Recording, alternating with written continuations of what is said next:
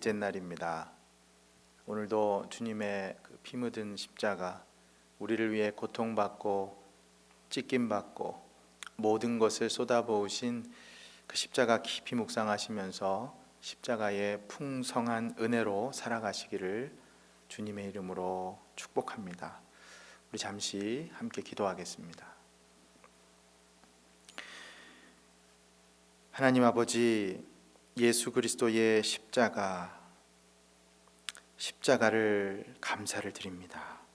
예수님께서 걸어가셨던 그 십자가의 길 묵상하면서 우리도 예수님 닮아가는 삶 살아갈 수 있기를 간절히 소망합니다.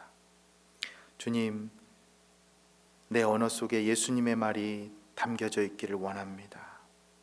내 호흡 속에 예수님의 숨결이 뿜어져 나오기를 원합니다. 내 심장 속에 예수님의 고통이, 그 고동이 맥박치기를 원합니다. 내 걸음 속에 예수님과 함께 동행하기를 원합니다. 내 손과 발에 예수님의 사랑의 그 모습이 전해지기를 원합니다. 그렇게 예수님의 흔적을 갖고 십자가 지며 살아갈 수 있도록 은혜를 베풀어 주시옵소서. 오늘 이 시간 들려주시는 말씀을 통해 우리가 다시 한번 새 힘을 얻고 위로받고 하늘의 소망과 기쁨을 바라보며 살아갈 수 있도록 주님께서 이 시간 함께하여 주시기를 간절히 소원하오며 살아계신 예수 그리스도의 이름으로 기도드리옵나이다. 아멘. 오늘 본문의 말씀은 마가복음 15장 1절부터 15절까지의 말씀입니다. 매일 성경 본문에 의하면 마가복음 15장으로 이제 넘어와서요. 마가복음 15장 1절부터 15절까지의 말씀입니다. 제가 가진 성경으로는 82페이지에 있습니다. 우리 찾으셨으면 같이 봉독합니다. 새벽에 대제사장들이 즉시 장로들과 서기관들 곧 온 공회와 더불어 의논하고 예수를 결박하여 끌고 가서 빌라도에게 넘겨주니 빌라도가 묻되 내가 유대인의 왕이냐?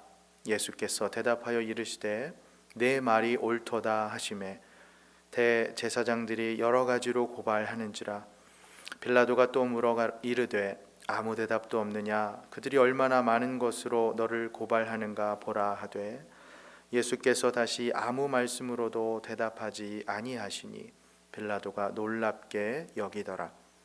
명절이 되면 백성들이 요구하는 대로 죄수 한 사람을 놓아주는 전례가 있더니 밀란을 꾸미고 그 밀란 중에 살인하고 체포된 자 중에 바라바라 하는 자가 있는지라 무리가 나아가서 전례대로 하여 주기를 요구한데 빌라도가 대답하여 이르되 너희는 내가 유대인의 왕을 너희에게 놓아주기를 원하느냐 하니 이는 그가 대제사장들이 시기로 예수를 넘겨준 줄 알미더라.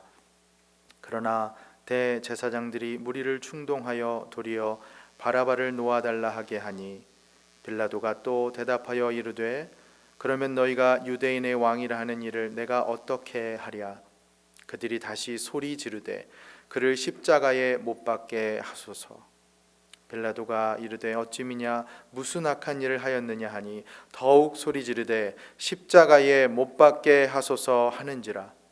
빌라도가 무리에게 만족을 주고자 하여 바라바는 놓아주고 예수는 채찍질하고 십자가에 못 박히게 넘겨주니라. 아멘. 이 시간에는 백문관 장로님 나오셔서 기도해 주시겠습니다.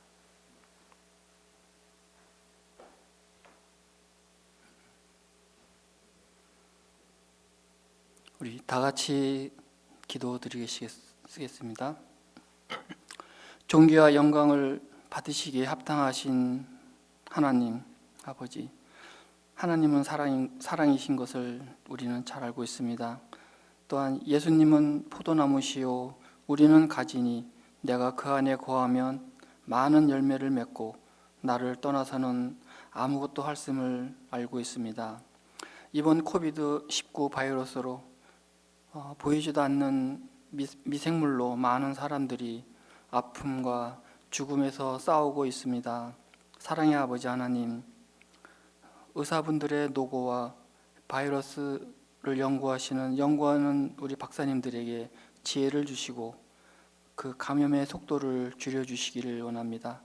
더 이상의 바이러스가 전파되지 않기를 주님 간절히 기도드립니다. 하나님 아버지, 이번 바이러스로 성전에서 예배를 드리지 못하고 있음을 가슴 아프게 생각하고 있습니다. 하루빨리 다 같이 우리 성도님과 예배 드리기를 간구합니다.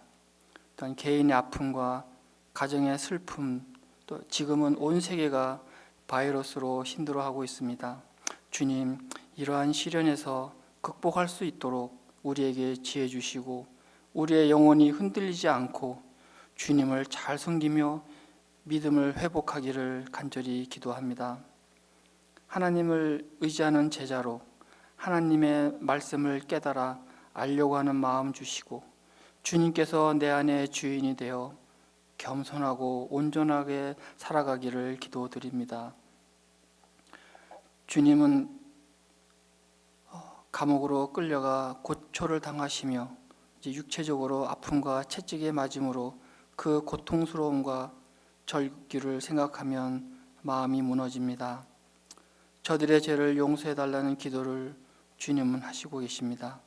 주님은 세상에 오셔서 가난하고 소외된 자들에게 시간을 보내시고 그들에게 희망을 주시는 주님, 또한 아프고 상한 자들을 치유하여 주시고 제자들과 즐거워하며 들리시던 그 잔칫집, 하나님 말씀 앞에서는 한치의 양보도 없이 바리새인과 대제사장들에게 열정적으로 말씀을 조목조목 그 죄를 알게 하시고 그를 가르치셨던 주님, 유다의 은 30으로 유혹되어 가롯이 예수님을 배반하고 대제사장과 서기관들에게 넘겨주려는 그 계획을 알고 계셨던 주님은 그 담대함 속에서 군인들에게 이끌려 감옥으로 가셨습니다.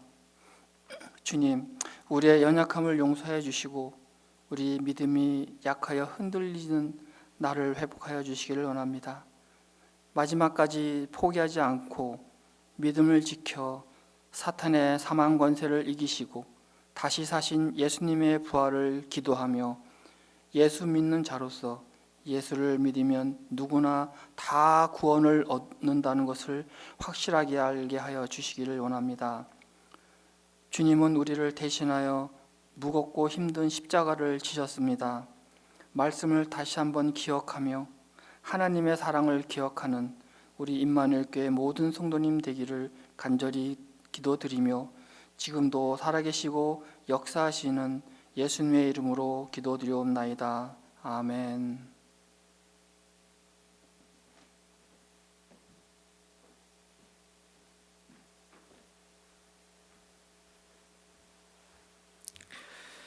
감사합니다. 봉독한 말씀 가지고 침묵하시는 예수님이라는 제목으로 말씀 증거하겠습니다. 오늘 본문은 예수님께서 이 빌라도에게 넘겨져 신문 받으시는 내용을 담고 있습니다. 그런데 예수님께서는 정말 입에 이 지핑을 하시고 아무 말씀도 안 하시죠. 딱 한마디 하십니다. 빌라도가 내가 유대인의 왕이냐 물어보실 때 내 말이 옳도다, 이 한마디를 하십니다. 여러분, 예수님께서는 왜 침묵하셨을까요? 오늘은 그것을 묵상하려고 합니다. 사랑하는 여러분, 예수님은 침묵하셨습니다. 그러나 그 침묵을 통해 도리어 하나님의 말씀을 온전히 성취하셨죠. 하나님을 끝까지 의지하고 또 신뢰하면서 말입니다. 부디 여러분과 저도 말로만 하나님 믿습니다, 믿습니다, 그런 가벼운 신앙보다 비록 그것이 침묵이라고 할지라도 우리의 무거운 행실로 하나님을 온전히 의지하고 신뢰하는 믿음으로 살아갈 수 있기를 간절히 축원합니다. 오늘 본문을 보면 우리 그리스도인들에게 아주 친숙한 이름이 등장하죠. 누굽니까? 예수님 말고요. 빌라도죠. 여러분, 빌라도가 왜 친숙한 이름이죠? 사도신경에 들어있기 때문이죠. 빌라도는 참 유명한 이 인물입니다. 그 이름 어떻게 보면 우리보다 더 유명하지 않습니까? 매 주일마다 예배 시간에 꼭 그 이름이 한 번씩은 불리잖아요. 하지만 여러분 이건 불명예죠. 친숙하긴 하지만 반갑지는 않은 이름입니다. 마치 가롯 유다의 경우처럼 빌라도는 기독교의 역사상 가장 불운한 이름이 되어버렸습니다. 예수님을 고문해 십자가에 달리게 한 장본인이었기 때문이죠. 아마도 제 생각이지만 이 빌라도라는 이름을 자손들에게 지어주려고 한 사람은 아무도 없을 것 같습니다. 믿는 사람이든 믿지 않는 사람이든 상관없이 말이죠. 본명 이 판티우스 필라투스의 빌라도. 자, 그럼 빌라도에 대해서 잠시 설명을 드리면요, 이 빌라도는 유대의 5대 총독이었습니다. 대략 한 10년 동안 AD 26년에서 36년 로마를 대신해서 유대를 통치했는데요. 이 유대인 역사가였던 요세푸스의 책에는 빌라도가 아주 잔인한 총독으로 그렇게 기록되어 있습니다. 그리고 이 로마 황제의 지나친 아부와 충성으로 그렇게 일관한 사람이었다고 기록되어 있습니다. 그런데 당시 총독은 평상시에는 어디 있었냐면 이 지중해 연안에 있는 이 가이사랴 그 총독 관저에 있었다가 업무를 보다가 6월절과 같은 축제가 되면 밀란을 방지하기 위해서 이제 예루살렘으로 왔거든요. 오늘 이제 본문의 상황이 바로 그런 상황입니다. 치안을 담당하기 위해서 예루살렘에 올라와 있던 상황이었죠. 자, 그럼 본문을 통해서 당시의 상황을 한번 확인해 보겠습니다. 1절을 다시 한번 보세요. 새벽에 대제사장들이 즉시 장로들과 서기관들 곧 온 공회와 더불어 의논하고 예수를 결박하여 끌고 가서 빌라도에게 넘겨주니. 아멘. 여러분 여기 1절 보면 시간적 배경이 지금 어느 때입니까? 새벽이라고 되어 있죠. 금요일 오전 5시에서 6시 정도였습니다. 그런데 이때 이 산헤드린 공회 회원들이 예수님의 십자가형을 확정합니다. 여러분 날이 밝기도 전에 공회로 모여서 사형을 확정한 것은 불법이었습니다. 당시에 이 산헤드린 공회는 오늘날 의회와 비슷한 조직이었거든요. 대략 한 70명 정도로 구성되어서 의장이 누구냐면 대제사장이었습니다. 공회가 개인의 집에서 모일 수도 없었고 밤에도 모일 수가 없었습니다. 그러니 지금 대제사장 집에 모여서 예수님에 대한 사형을 확정한 것은 처음부터 끝까지 다 모두가 불법이었던 것이죠. 당시에 이런 상황을 오늘날의 이 독자들이 좀 이해하기 쉽게 그렇게 가상의 한 뉴스처럼 기사화한 글이 있습니다. 이 맥스 루케이도 목사님의 예수님처럼 Just Like Jesus라는 책이 있는데요. 거기 보면 한 챕터에 이런 글이 있습니다. 한번 들어보십시오. 기사 제목 예수의 어두운 밤, 측근에게 버림받은 갈릴리 설교자. 지난 금요일 이들은 종려나무 잎으로 그를 환영했다. 어젯밤 이들은 칼을 들고 그를 체포했다. 승리의 입성이 있은 지 일주일도 안 돼서 그의 명성은 치명적 위기를 맞았다. 그의 추종자들조차도 그의 편에 서지 않았다. 며칠 전까지만 해도 그와 함께 다니는 거 과시했던 제자들이 어젯밤에는 그를 버리고 달아났다. 군중은 죽음을 부르짖고 제자들은 일체의 관련을 부인하는 가운데 이 저명한 교사의 미래는 암울해 보인다. 오래가지 않을 것 같다. 여러분 이 기사의 제목처럼 측근에게 버림받고 무리들에 의해서 고소받는 이 배반의 암울한 상황, 이게 바로 예수님께서 처하신 상황이셨습니다. 고통의 순간이었죠. 배반과 배신. 여러분 우리가 잘 아는 찬양 중에 이 모든 능력과 모든 권세라는 찬양이 있죠. 영어로는 Above All이라고 하는 찬양입니다. 가사가 이렇게 되죠. 모든 능력과 모든 권세, 모든 것 위에 뛰어나신 주님. 그 후렴이 이렇게 됩니다.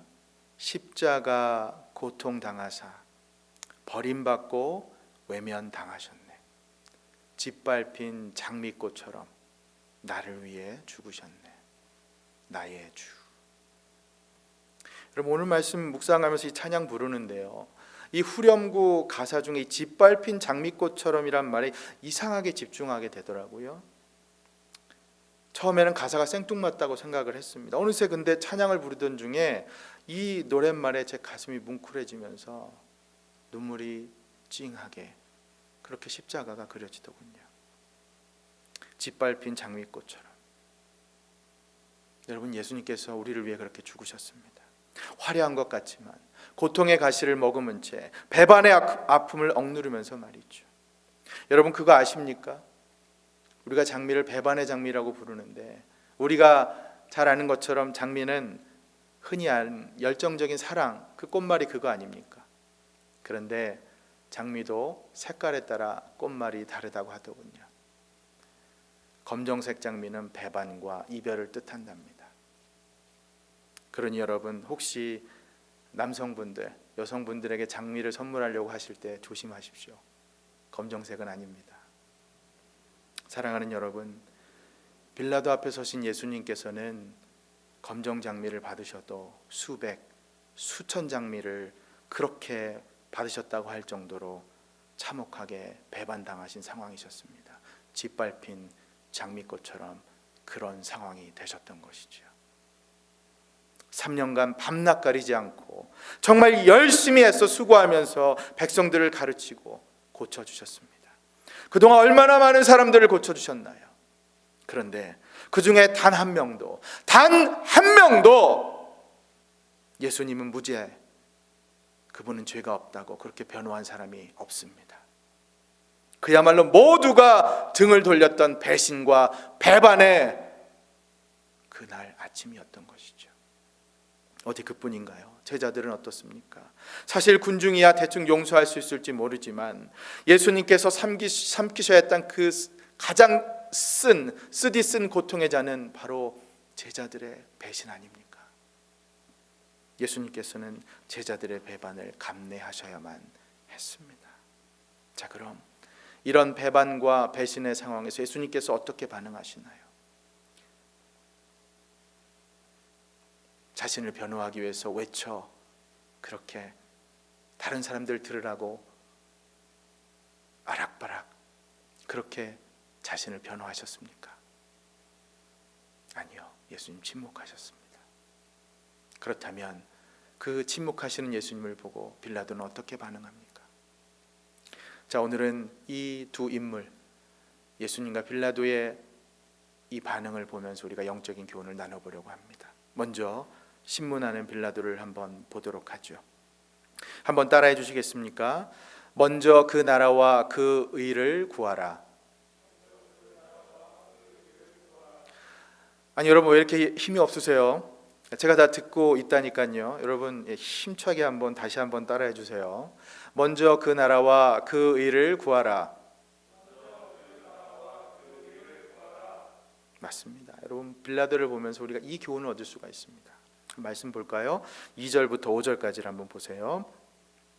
빌라도가 묻되 내가 유대인의 왕이냐? 예수께서 대답하여 이르시되 내 말이 옳도다 하시매 대제사장들이 여러 가지로 고발하는지라. 빌라도가 또 물어 이르되 아무 대답도 없느냐? 그들이 얼마나 많은 것으로 너를 고발하는가 보라 하되 예수께서 다시 아무 말씀으로도 대답하지 아니하시니 빌라도가 놀랍게 여기더라. 아멘. 여러분, 유대 지도자들은 예수님을 사형에 처하고 싶었습니다. 그러나 사형은 이 로마 총독의 허락을 받아야 집행할 수가 있었죠. 그래서 어떻게 합니까? 이들이 예수님을 결박해서 이제 빌라도에게 끌고 가는 것이죠. 당시 이들이 예수님을 이 고소한 내용이 총 3가지인데요. 오늘 보면 마가복음에는 자세히 기록되어 있지 않지만 평행 구절인 누가복음 23장을 가보면 이렇게 됩니다. 민심을 현혹하고 질서를 위협한 죄, 로마에 내는 세금을 거부하도록 선동한 죄, 스스로 왕이요 메시아라고 부르면서 로마 왕권에 도전한 죄, 모두 다 허위죠, 사실은. 근데 여러분 보세요. 이 죄목들을 보면 유대의 지도자들은 예수님을 종교 문제로 지금 고소하고 있지 않습니다. 왜냐하면 종교 문제는 로마법에서는 사형을 줄 수가 없기 때문이죠. 그러니 종교 문제 대신에 사회 정치적인 문제로 지금 그런 죄목으로 주님을 고발합니다. 그렇게 빌라도도 예수님께 지금 물을 때 무엇을 묻습니까? 내가 유대인의 왕이냐라고 스스로 왕으로 부른 점, 그것에 중점을 두고 질문했던 것이죠.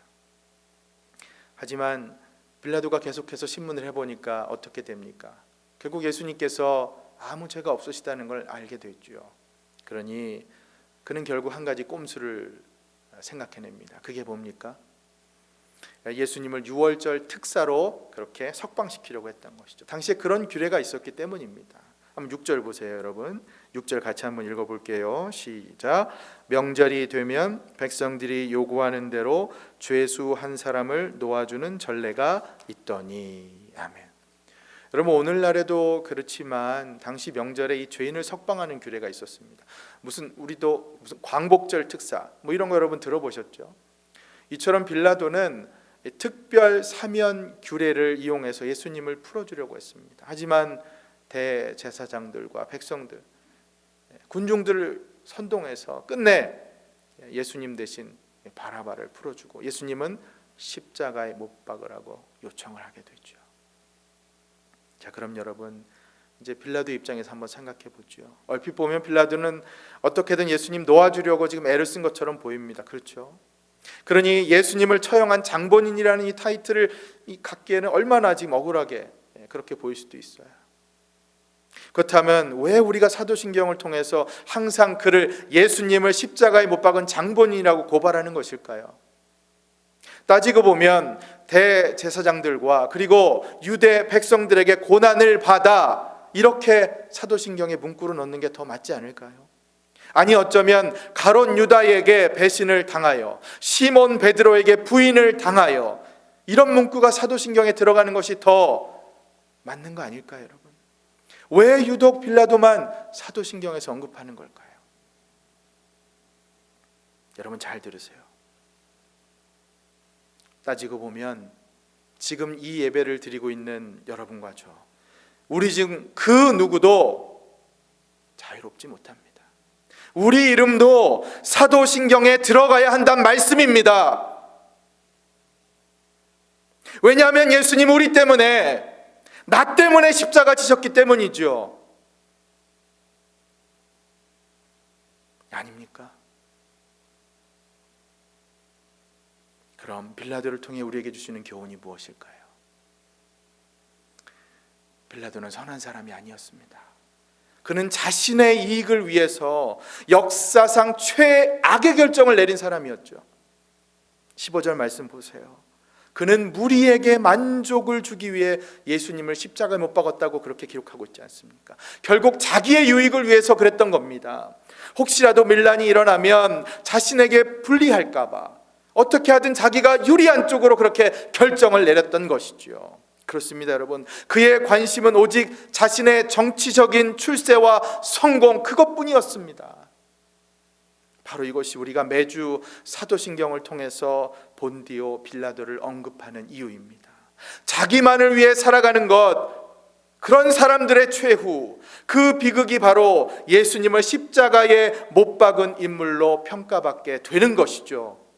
사랑하는 여러분, 빌라도와 같은 이런 불명예를 안고 살아가는 인생 되지 않으시기를 간절히 바랍니다. 자기만의 이익을 위해서 살아가는 인생 되지 않으시기를 간절히 바랍니다. 혹시나 빌라도처럼 여러분의 성공과 출세만 추구하며 살지는 마십시오. 여러분, 요즘 바이러스 때문에 너무 힘드시죠? 가뜩이나 어렵고 힘든 이민생활, 바쁘고 힘든 이 유학 직장생활, 그런데 바이러스는 또 이 웬 말입니까? 그런데 여러분, 그럴 때일수록 더 나의 유익만을, 나의 성공만을 추구하는 좁은 시야로 살지 마십시오. 빌라도처럼 살지 마십시오. 눈을 들어 열방을 보십시오. 하나님 나라를 보십시오. 하나님처럼 전 세계를 내 집인 것처럼 그렇게 품어보시기 바랍니다. 그렇게 사셔야만 합니다. 그래야만 빌라도가 안 될 수 있습니다. 사랑하는 여러분, 부디 명심하십시오. 지금 여러분의 유익을 구하고 여러분의 의를 구하며 사는 것이 아니라 하나님 나라와 그 의를 먼저 품고 구하며 살아가는 우리 모두가 될 수 있기를 간절히 소망합니다. 어렵고 힘든 때일수록 더욱 여러분을 먼저 생각하는 것이 아니라 하나님 나라와 복음을 위해 살아가는 여러분의 삶과 여러분의 가정과 우리의 교회가 될 수 있기를 주님의 이름으로 축원합니다. 자, 그럼 이번에는 예수님의 입장에서 한번 본문을 읽어보죠. 첫 번째가 빌라도의 입장에서 본문을 읽어봤다면 이제 예수님의 입장에서 두 번째 교훈을 한번 나눠보겠습니다. 이번에도 따라해 주십시오. 여러분, 제가 다 듣고 있습니다. 잘 따라해 주세요. 하나님을 끝까지 신뢰하라. 네, 하나님을 끝까지 신뢰하라. 이것이 두 번째 교훈입니다. 여러분, 신문하는 빌라도에게 보이신 예수님의 반응이 무엇이었나요? 예, 바로 이런 침묵이었습니다.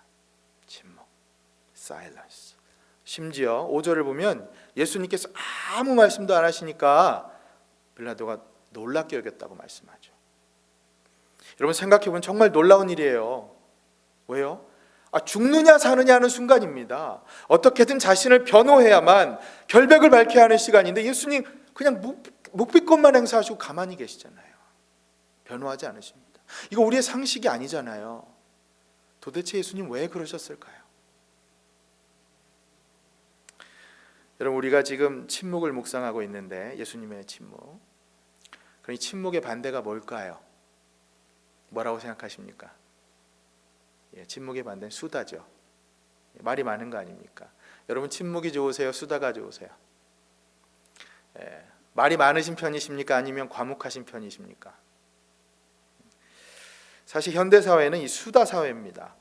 무슨 여성분들이 무슨 미장원이나 계모임 같은 데서 이렇게 늘어놓던 수다라고 하는 거 옛말입니다. 여러분, 이제는 수다가 모든 사람들에게 필수죠. 보세요. 이 대중매체 속에서도요, 수다가 얼마나 많이 확대 재생산되고 있는지 몰라요. 여러분, 방송사들마다 앞다투어 내세우는 프로그램이 뭔가요? 예, 턱쇼입니다. 다른 말로 수다쇼. 라디오든 TV든요, 모든 방송사들이 수다, 이 시시콜콜한 이야기로 일관하잖아요. 더군다나 여자분들만 그렇게 말씀 많이 한다고 하는 거 다 옛말이에요. 여러분, 이제 그렇지 않습니다. 요즘에 남자분들 수다도 만만치 않거든요. 정말입니다. 제가 제자훈련 인도를 해보면 여자 성도님들보다 이 남자 성도님들께서 말씀이 훨씬 더 많아요. 쉬지 않으십니다. 여러분, 이처럼 우리 살면서 말을 해야 돼요.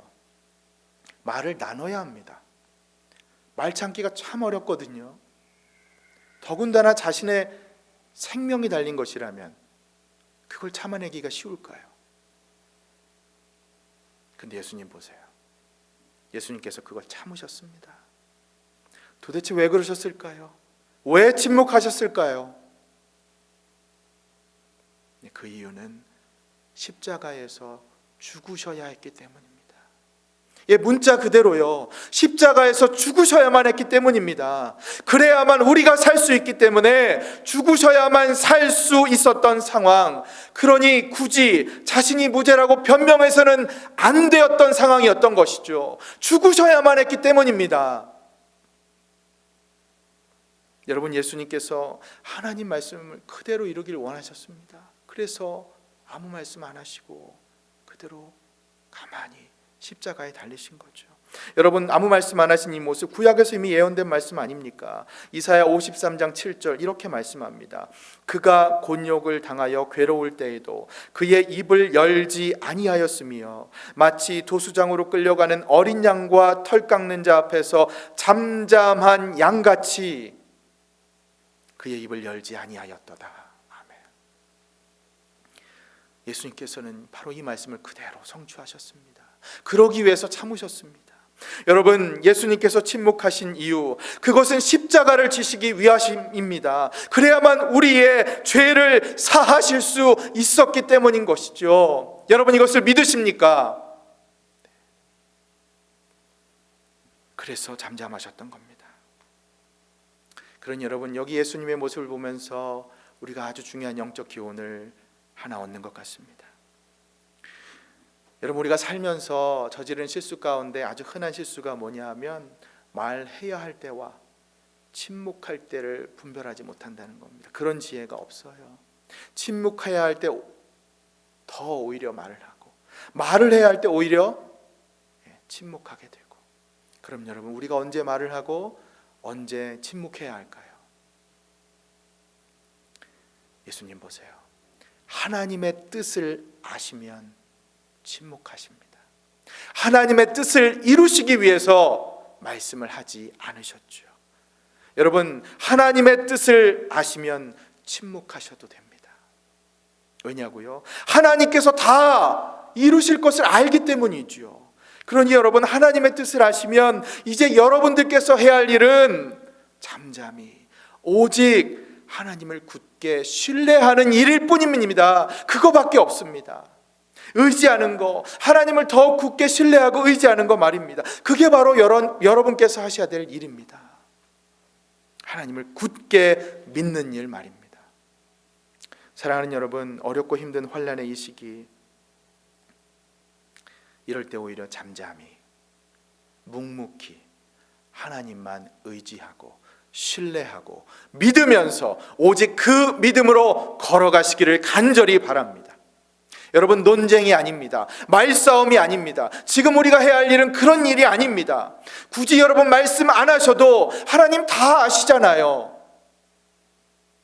그러니 부디 하나님 굳게 의지하시면서 신뢰하시면서 믿음으로 살아가실 때 묵묵히, 그럴 때 하나님께서 여러분과 함께 하시고 여러분들의 힘이 되어 주셔서 십자가의 능력으로 이 환난과 위기를 능히 이겨내시기를 주님의 이름으로 축원합니다. 아멘. 말씀을 정리하겠습니다. 사랑하는 여러분, 오늘 말씀이 우리에게 주는 교훈이 참 너무나 은혜가 되는 것 같습니다. 여러분, 이 교훈 잊지 마세요. 침묵. 예수님의 침묵은 세상이 아니라 오직 아버지께만 의지하려 하신 예수님의 믿음의 표현이셨습니다. 그러니 우리가 그 믿음 따라 살아갑시다. 지금 말을 많이 해야 될 때가 아니라 침묵하며 오히려 하나님의 뜻을 구하며 하나님을 굳게 의지하고 신뢰하며 살아갑시다. 먼저 하나님 나라와 그 의를 구하면서 말입니다. 여러분, 그거 아세요? 주님을 향한 신뢰가 깊으면 깊을수록 우리가 침묵의 깊이도 더해집니다. 말이 필요 없잖아요. 믿으니까요. 그러니 부디 우리 주님께만 참 소망과 신뢰를 두면서 인내하며 기다립시다. 여러분, 지금 힘드시죠? 하지만 주님 믿으시죠? 그러면 참고 기다립시다. 주님께서 우리의 눈물 닦아주시고 상한 마음 달래주시고 이겨낼 힘, 십자가를, 그 십자가를 통해서 우리에게 주셔서 앞으로 우리가 다시 한번 이 예배당에 모여서 하나님을 예배하고 하나님 나라와 복음을 위해 그렇게 살아갈 수 있는 줄 믿습니다. 부디 그 은혜 사모하시면서 오늘도 십자가 바라보시면서 살아가는 여러분과 저 우리 교회가 될 수 있기를 주님의 이름으로 축원합니다. 아멘. 우리 함께 기도합시다. 하나님, 십자가를 참으신 어린 양 예수 그리스도를 찬양합니다. 그렇습니다. 주님께서는 참으셨습니다. 침묵하셨습니다. 묵묵히 잠잠히 침묵하시면서 배반과 멸시의 고통을 참아내셨습니다. 이제 우리도 그 주님 바라보면서 잠잠히 주님께만 소망과 신뢰를 두면서 주님을 굳게 의지하고 믿으면서 이 어려움의 시기 이겨낼 수 있도록 은총 베풀어 주시옵소서. 부디 주님께서 우리의 눈물을 닦아주시고 상한 마음을 달래주시고 이겨낼 힘 주실 줄 믿사오니 십자가의 능력으로 하루하루 살 수 있도록 주님께서 역사하여 주시옵소서. 우리 기도 제목 가지고 다 같이 합심해서 기도하겠습니다.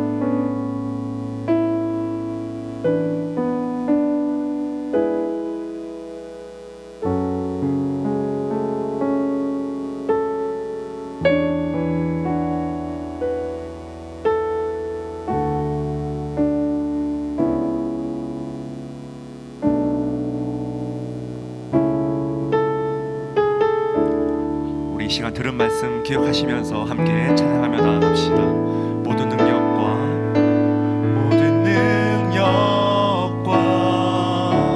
모든 권세, 모든 것 위에 뛰어나신 주님, 세상이 측량할 수 없는 지혜로 모든 만물 창조하신 모든 나라와 모든 보좌, 이 세상 모든 경이로움보다, 이 세상 모든 값진 보물보다 더욱 귀하신 나의 주님, 더욱 귀하신 나의 주님, 십자가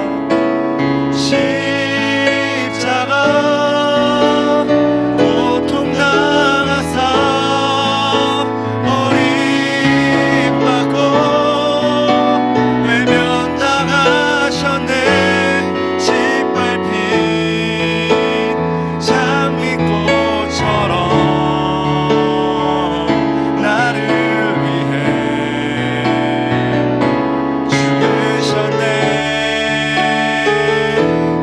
나의 십자가 고통 당하사, 십자가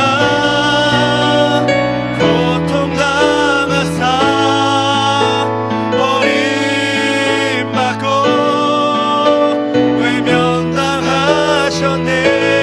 짓밟힌 장미꽃처럼 나를 위해 죽으셨네. 나의 주.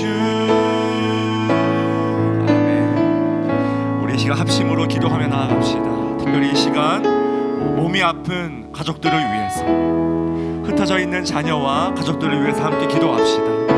특별히 주님, 모든 능력과 권세를 가지신 주님께서 병상에 계신 성도님들 찾아가 주시고 치유해 주시고 만져주시고, 몸은 아프지만 그 속에서도 주님과 깊은 교제를 누릴 수 있도록 주님 인도하여 주시옵소서. 우리 함께 합심으로 이 시간 기도하며 나아갑시다. 하나님 아버지, 기도하며 지금 나아갑니다. 하나님 아버지, 은혜를 다하시고 인도하여 주시옵소서. 하나님 병상에 누워 계신 아버지, 몸이 아프신 우리 성도님들 위해서 기도하며 지금 나아갑니다. 하나님 아버지, 은혜를 다하시고 인도하여 주시옵소서. 하나님 아버지, 은혜를 다하시고 붙들어 주시고 인도 열심히 싸움나이다. 아버지, 낙심 가운데 있는 하나님 아버지, 영혼의 아버지와 깊은 하나님 아버지 낙심 가운데 있는 영혼들이 있습니까? 아버지, 주님께서 붙들어 주시고 아버지 함께 하여 주시옵소서. 아버지, 그들 어디에 있든지 주님 찾아가 주시고 하나님 만져주시고 아버지 함께 하여 주시옵소서. 두려움과 염려와 낙심 가운데 떨고 있는 우리의 성도들 있습니까? 하나님 아버지 붙들어 주시고 인도 열심히 싸움나이다. 하나님 아버지를 하시고 아버지 함께 하여 주시옵소서. 하나님 아버지, 정말 지치고 피곤한 가운데 있는 영혼들 하나님 아버지 주님께서 아버지 함께 하여 주시고, 모든 능력의 주인 되신, 모든 권세의 주인 되신 주님께서 하나님 찾아가 주시고 아버지 함께 하여 주시옵소서. 하나님 아버지를 하여 주시고 인도하여 주시옵소서. 하나님, 영혼이 아픈 아버지 절명 가운데 있습니까? 아버지, 흩어져 있는 자녀와 가족들을 위하여서 하나님 아버지 어디에 있든지 주님께서 지키시고 하나님 아버지 함께 하여 주셔서 교회에 붙드신 은혜를 구하며 지금 나아갈 수 있도록 인도하여 열심히 싸움나이다. 하나님 아버지 붙들어 주시고 인도하여 주시옵소서. 아버지를 다하시고 아버지 함께 열심히 싸움나이다. 주여, 주의 사랑을 붙들어 주시옵소서. 아버지, 긍휼을 베풀어 주시옵소서. 자비를 베풀어 주시옵소서. 은혜를 베풀어 주시옵소서. 치료의 왕산을 말하여 주시고 아버지, 모든 생사화복의 중원자 되신 아버지 하나님께서 인도하시고 아버지 함께하여 주시옵소서. 능력을 붙들어 주시고 인도 열심히 싸우소서. 하나님 아버지 주시옵소서. 우리 계속해서 우리 함께 기도합시다. 하나님 아버지, 십자가의 고통 당하사 나를 위해 죽으신 우리 예수 그리스도 기억하며 기도합니다. 십자가를 통해서 말씀을 성취하시고 모든 약속과 예언을 다 이루시고 우리에게 한없는 구원의 은혜를 베푸신 주님, 지금 전 세계가 주님의 은혜와 구원과 치유와 회복을 주여 갈망하고 있습니다. 주님 도와주시옵소서. 전염병의 확산을 막아주시고 속히 종식되게 하시고 온 열방이 주님의 구원과 복음의 은혜를 깨닫는 계기가 되게 하여 주시옵소서. 우리 이 시간 주님께 은혜를 베풀어 달라고 우리 다시 한번 우리 이 시간 주여 한번 간절히 외치며 기도하시겠습니다. 주여, 하나님 아버지, 은혜를 구하며 기도하며 나아갑니다. 하나님 아버지, 문들어 주시옵소서.